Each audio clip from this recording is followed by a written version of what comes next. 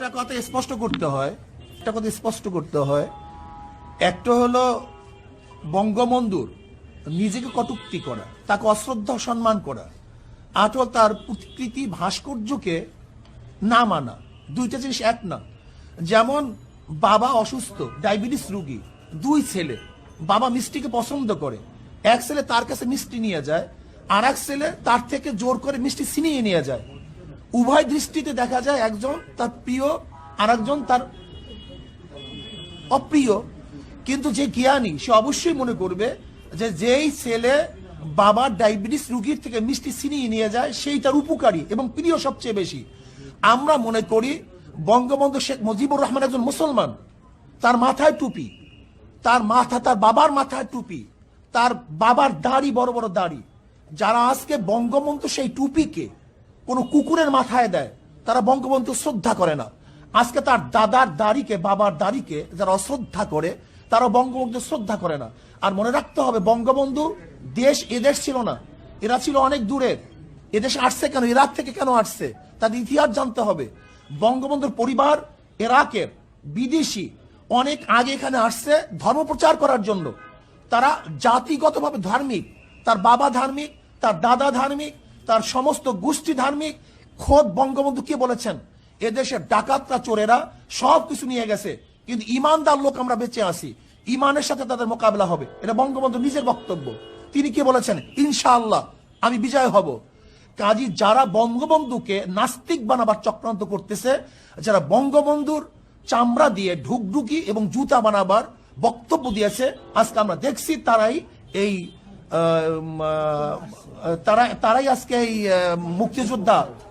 মুক্তিযোদ্ধা মঞ্চ হিসাবে, তার আপন হিসাবে তারা স্বীকৃতি পাইতেছে। আমি মনে করি এটা ভিন দেশীয় এক এজেন্ডা বাস্তবায়ন করতে চায়।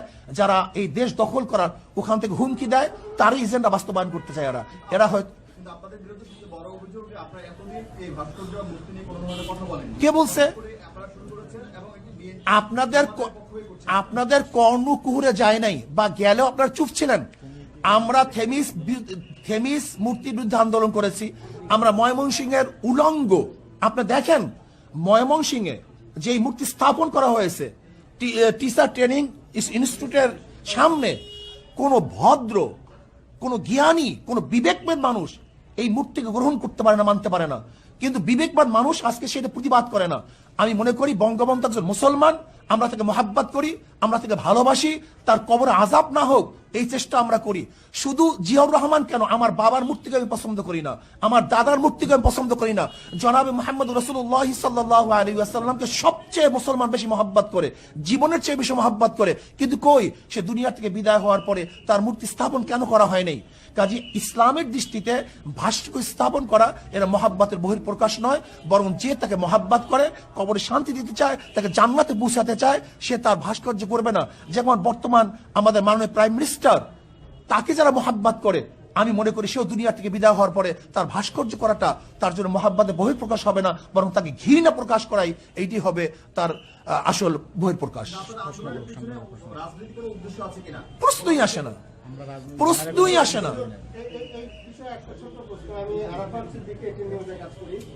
আপনারা বলছেন যে আপনারা সরকারের কাছে আপনাদের বক্তব্য, মুসলমানদের বক্তব্যটা তুলে ধরেছেন, তাদের দাবিটা তুলে ধরেছেন।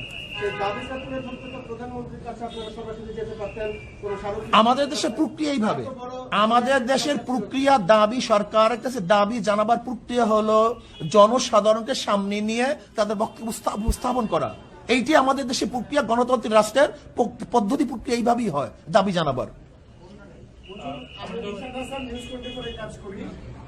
যে সংগঠনগুলোর কথা বলছেন বা যারা আপনাদের সাথে মামলা করেছেন, তাদের দাবি হচ্ছে যে ভাস্কর্য এবং মূর্তি এক নয়, এবং গেল কয়েকদিন ধরে এই ধরনের বক্তব্য আমরা গণমাধ্যমে পাচ্ছি। তো আসলে আপনাদের কাছে আমি এটার সাথে যুক্ত করতে চাই যে সরকার, মানে যাদের পক্ষ থেকে মামলাগুলো করা হয়েছে কিংবা যারা এই যে আপনাদের বিরোধিতা করছে, তারা বলার চেষ্টা করছে যে শুধুমাত্র বাংলাদেশেই না, পৃথিবীর বিভিন্ন ইসলামী দেশেও নানান ধরনের ভাস্কর্য তৈরি হয়েছে এবং সেগুলো তাদের ঐতিহ্যকে লালন করছে। সুতরাং ভাস্কর্য এবং মূর্তি এক নয়, এবং ভাস্কর্য আসলে শরীয়ত বিরোধী নয়, এবং যারা ভাস্কর্য বিরোধিতা করছে তারা ধর্মের অবমাননা দিচ্ছে। আপনাদের যুক্তিটা ব্যাস, আলহামদুলিল্লাহ, কত সহজ। যদি তারা ভাস্কর্য স্থাপন করে, মূর্তি স্থাপন করবে না, যদি এটা সরকারের আন্তরিকতা হয়, তাহলে এখন প্রমাণ করা দরকার ভাস্কর্য মূর্তি এক কি এক না। যদি এক না হয় তাহলে দ্বিতীয় প্রশ্ন আসবে, আর যদি এক হয় তাহলে তারা ফিরে আসবে। আমি প্রশ্ন করতে চাই, যারা মূর্তি স্থাপন করে তাদেরকে কি বলা হয়? ভাস্কর বলা হয়। আর যারা ভাস্কর্য স্থাপন করে তাদেরকে বলা হয়, তাদের ভাস্কর বলা হয়। সহজ কথা।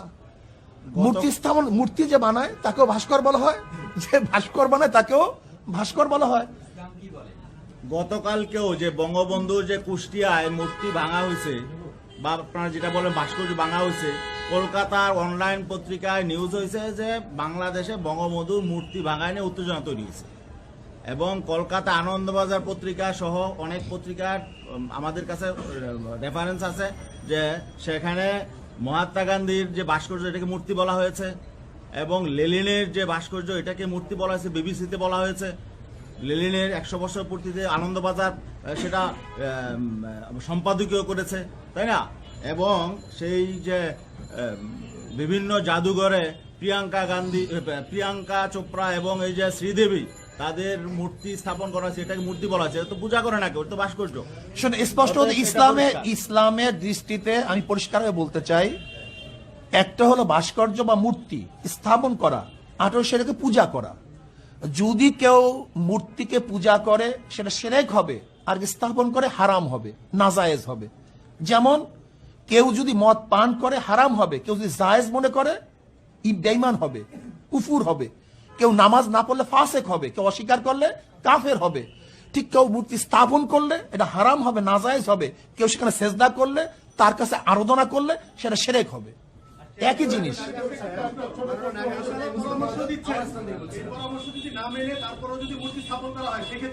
বাস আমরা তো বলছি আমরা সচেতন করব। আইন শৃঙ্খলা আমরা হাতে তুলি নাই। ইসলামী আন্দোলন বাংলাদেশ আজ পর্যন্ত আইন শৃঙ্খলা হাতে তুলে নাই। আমাদের কাজ হলো সতর্ক করা, পরামর্শ দেয়া, তাদেরকে জানিয়ে দেওয়া, অন্যায় প্রতিবাদ করা। আপনাদের এই প্রশ্নের উত্তরগুলো অনেকটাই আমাদের লিখিত বক্তব্য চলে আসছে।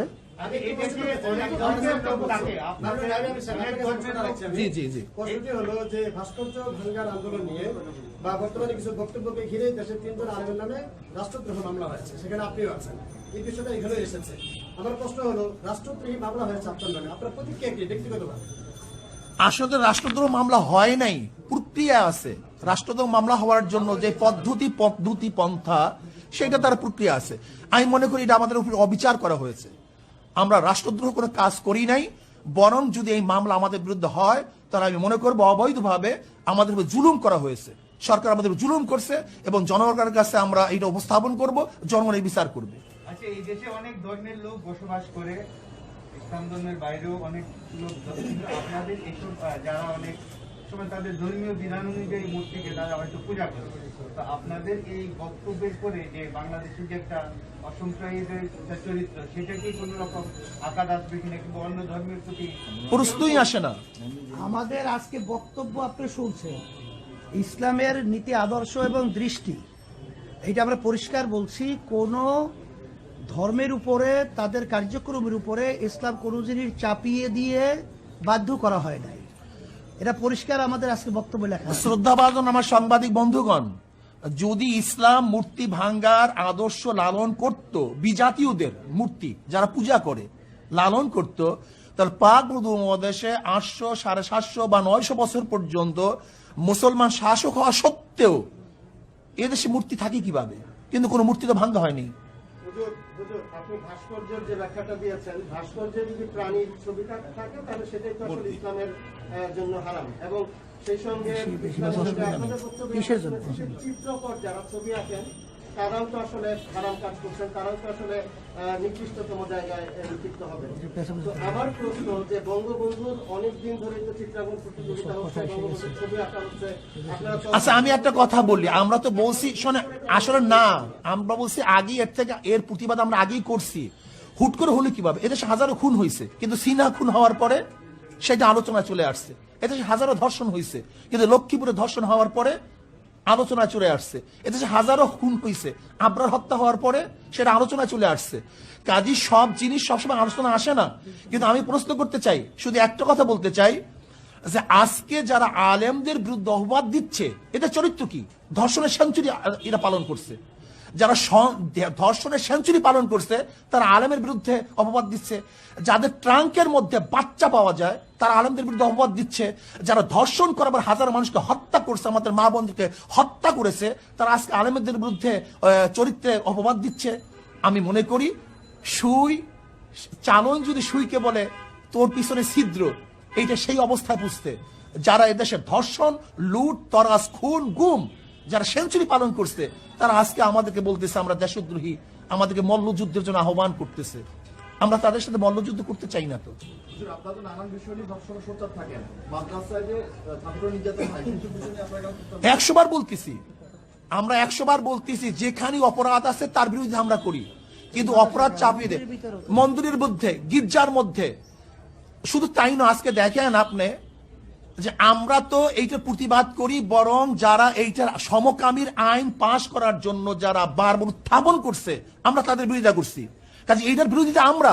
শুধু তাই নয়, আজকে দেখেন হুমায়ুন আহমেদের ঘেটো ছেলে কমলা, ঘেটু পুত্র কমলা, এই ঘেটু পুত্র কমলার এই সিনেমার মাধ্যমে, নাটকের মাধ্যমে এইটা তো গোটা দুনিয়ার মধ্যে ছড়িয়ে দেওয়ার অপচেষ্টা তারা করছে। কাজে এই অপবাদ তো তাদের উপরে আসবে, এটা আমাদের উপরে আসবে কেন? যেটা আমরা সবসময় হারাম বলতেছি, নাজায়েজ বলতেছি, সর্বোচ্চ ঘৃণার জিনিস মনে করতেছি। কাজে আমি মনে করি দেশ যেহেতু নষ্ট হয়ে গেছে, দেশ যেহেতু ধ্বংস হয়ে গেছে, কাজে এর কিছু আচরণ সব জায়গায় লাগতে পারে, এটা বিচ্ছিন্ন ঘটনা, কিন্তু তার উপরে জাতির কোনো অবাধ। আল্লাহ পাক আমাদের সবাইকে কবুল করে না আপনারা উপস্থিত হওয়ার কষ্ট করায় শুকরিয়া আদায় করছি। এবং মেহমানদারি আর আপনারা মেহমানদারি আপনাদের জন্য ব্যবস্থা রাখা হয়েছে। আশা করি আমরা আপনাদের মেহমানদারি আপ্যায়ন আপনারা গ্রহণ করবেন। আর আপনাদের আজকে ওয়ালাইকুম সালাম, সকলকে ধন্যবাদ জানাই। আজকে আপনারা আন্তরিকভাবে যে সুন্দর পরিবেশ তৈরি করেছেন, আপনাদেরকে অসংখ্য ধন্যবাদ। আজকে সাংবাদিক সম্মেলন কার্যক্রম আলোচনা এখানেই সমাপ্ত হলো। সম্মানিত সাংবাদিক বন্ধুগণ, আপনাদের জন্য সামান্য আপ্যায়নের ব্যবস্থা আছে, আপনারা দয়া করে অনুগ্রহ করে তা গ্রহণ করুন। আমাদের স্বেচ্ছাসেবক ভাইয়েরা সব সাংবাদিক ভাইদের কাছে নাম বলবেন।